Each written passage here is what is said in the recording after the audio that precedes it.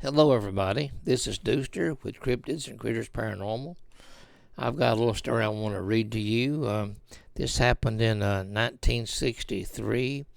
We were living in a rental house just outside of Springfield, up next to Cedar Hill.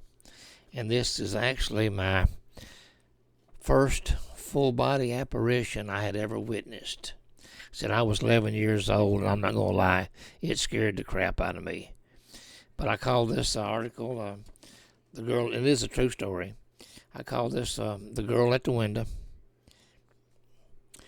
It was during the winter of 1963.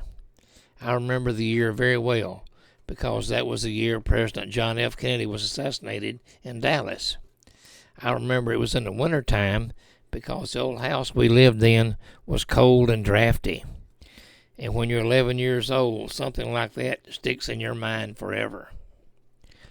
I remember it like it was yesterday. My brother Terry and I slept on bunk beds in a small bedroom at the very back of the house. In the wintertime, we slept in the same bed to keep each other warm. You see, the back two rooms in the old house we rented back then had no heat, and we had to rely on the coal grates in the main bedroom and living room and the old warm morning coal stove in the kitchen for what little heat we got on our end of the house, which wasn't very much. It got cold when the stove went out during the night. We had no indoor plumbing, and on several cold mornings I remember having to break the ice on the water bucket in the kitchen to get a drink of water. Just getting dressed for school during the wintertime was a feat in itself. The old wooden outhouse we used as a bathroom was situated out back between the chicken house and the pasture fence. It had large cracks between the boards that allowed some form of ventilation during the warmer months, but allowed snow and the cold north wind to blow in. But that's another story for later. The other bedroom, situated between the kitchen and my bedroom, belonged to my sister, Joyce. In fact, we had to go through her bedroom in order to get to ours. So much for her privacy.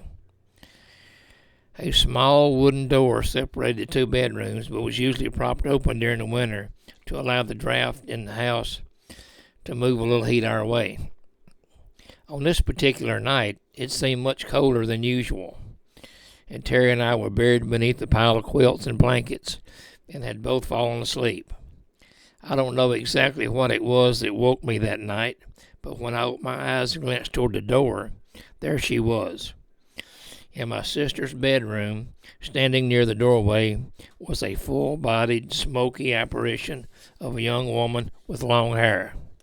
She was standing in front of a window, wearing a long white gown of some type. The window doors were standing open, and the lacy curtains, as well as her hair and gown, were gently blowing in the breeze that came in from the open window. She stared out the window as if watching for something, and never even looked my way, at least not while I was looking anyway. My first thought it was my sister standing there, but this figure was much taller than Joyce. Her hair was much longer, and she appeared to be semi-transparent, kind of ghostly, if you know what I mean. The real clincher was there was not even a window on that wall in the house. Now, I was really scared. After a few minutes, after I swallowed my heart and was able to speak, I elbowed Terry and whispered to him, "Look, over there by the door." He replied in a whisper, If you mean that woman over there, I've already seen her." And I said, "Well, it's not Joyce, is it?" I asked, already knowing the answer. "Hell no," was his answer. Strong words from a 9-year-old. That's all I needed to hear. We both covered our heads between the covers and somehow managed to go back to sleep. We never woke our parents that night. That morning, when Daddy was building a fire in the stove, we told him about the apparition. But I'm not sure he fully believed us or not. He tried to convince us it must have been Joyce, or that we were dreaming. But we knew better. Besides, how'd you explain the window being there where there wasn't one there anyway? No way. A day or two later, Mr. Bill Peck, the landlord that we rented from, was at the barn checking on his cattle. And at our insistence and nagging, Daddy told him that we had seen something strange and was curious if anything had ever happened in the house. He said the only thing he remembered when he was very young, the back part of the house, which is where our bedroom was at, had been destroyed by fire. He remembered it well and went on to say he helped to pull buckets of water from the old cistern by the front porch. And with the help of his neighbors, the fire was contained to the back part of the house. The main portion of the house received only minor damage, but the back portion of the house was so badly damaged it had to be rebuilt. And he did go on to say it was a sad day. My aunt perished in that fire. So I'm thinking it was probably that we saw her then. It was, I don't know, it may have been a residual haunting. I have talked to the people that lived there before we did, and the people lived there after we did, and nobody has had any kind of recollection of seeing anything like that in the house.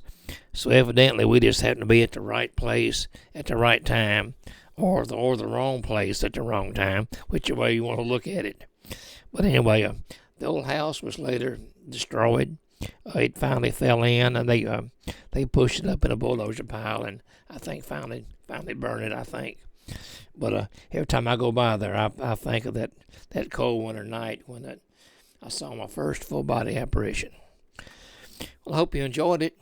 Like I said, this is the Dooster, Cryptids and Critters Paranormal. If you don't mind, subscribe to my page and like it, and we'll catch you on the next one. Y'all have a good night.